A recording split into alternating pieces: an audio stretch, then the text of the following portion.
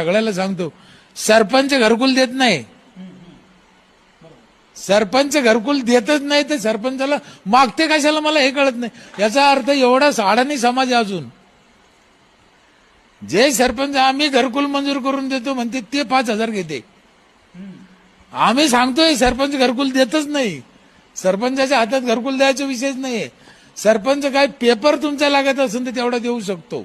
घरकुल द्यायचं सरपंचाच्या हातात नाही. त्याच्यामुळे मी खोटं बोलत नाही. माझ्या इथे आतापर्यंत 100 घरकुल आले असतील. पण आम्ही कधी, मी ग्रामसेवक इंजिनियर त्याच्यात दखल देत नाही. आम्हाला काही त्याच्याशी घेणं नाही. आमचं काही आम्ही, माझं मत हे समाज हुशार झाला पाहिजे.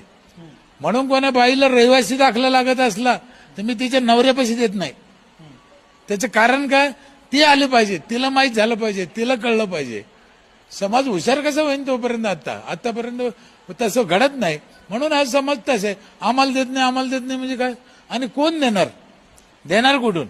मी आत्ता इथे बोलताना सांगितलं आमचा 30 लाख टॅक्स जमा होतो आणि त्या 30 लाखाचं नियोजन असं केलं की त्याचा पुढे 1 कोटीच्या पुढे गावाला फायदा करून दिला त्या 30 लाखाचा. हे 30 लाख मी लोकांकडून घेणार नाही म्हणलं, पण देणारं कोणी आहे का.